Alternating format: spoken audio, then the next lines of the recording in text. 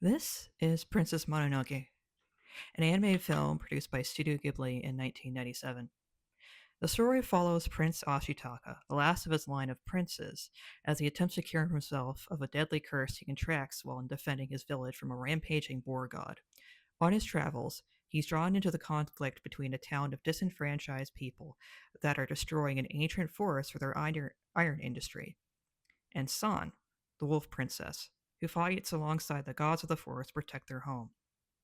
The movie has heavy environmental themes about the struggle between man and nature, and how both can lash out viciously in their hopes to survive.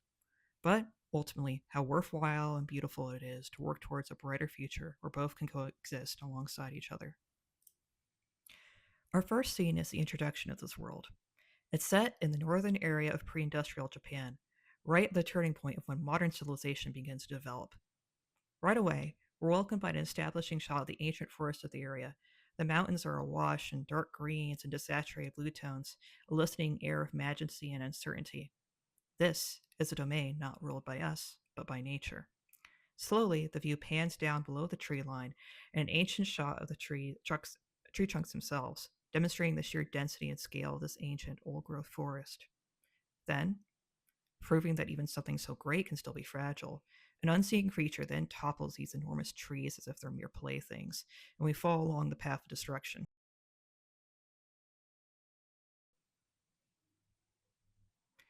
Our first glimpse of the creature is an extreme close up of the back leg. Immediately, the corruption inherent to this being is put on full display. Unlike the cool, natural tones we have before, this being is dark red like blood, and wherever he touches drains the very life from the foliage around him and turns it brown and orange like rust. Interestingly, it doesn't have any sharp shapes that you would associate with Kiki for hostile or threatening characters like you would in Western animation. However, I think the use of more rounded shapes, overlapping and layered unnaturally, gets across how wrong this thing is. Like it should not exist in this state. This also brings to mind the ideas of like something being parasitic or possibly even controlling the creature in some unnatural way.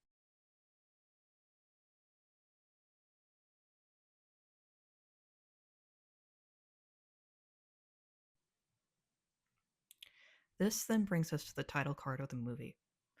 Written here in Japanese script, the typography brings to mind a very handcrafted feel, as if this was carved from a chink of metal or earthenware, similar in way to the pattern in the background. Following the sight of this creature, everything is awash in red, like the crimson of blood or a battle standard. This ultimately predicts the violence of the scenes coming ahead. Here is Prince Ashitaka. Though he's royalty, he's wearing a well fitted blue tunic and pants, his attire being all about allowing freedom of movement over aesthetics. His hair is tidy and kept away from his face, and even in the comfort of his own home, he's never without his bow and quiver. Once he climbs up the tower, we switch from a wide shot to a medium close up. From here, we'll be seeing the creature from Prince Ashitaka's point of view, demonstrated by the central position he has of his eyes in focus. Framed by the wooden watchtower he's standing on, we see his point of view in a wide shot at the edge of the forest. The world he stands in is bright green and vibrant, with the brushstrokes of the grass and wood grain demonstrating the artistry Studio Ghibli is known for. Here, in this moment, the film looks almost like a picture book fairy tale in terms of modality, with saturated colors and delicate values.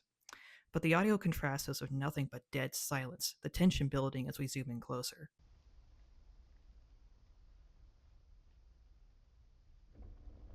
Then we switch to a medium B shot of Yakul. At first at ease before quickly snapping to attention like a predator is drawing near. To his left, the dark tones of the deeper forest are seeping in as the first sign of what's to come.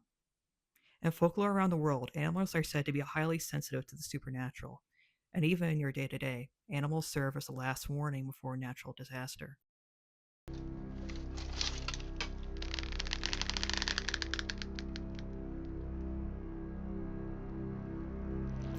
For the last shot I want to talk about, here's an excellent use of scale and subverting expectations. It's a wide shot, so there's plenty of possible angles this monster can take, though the most obvious will be jumping over the wall at center frame. Tension is high. and we're waiting with bated breath to see what's going to come through those trees.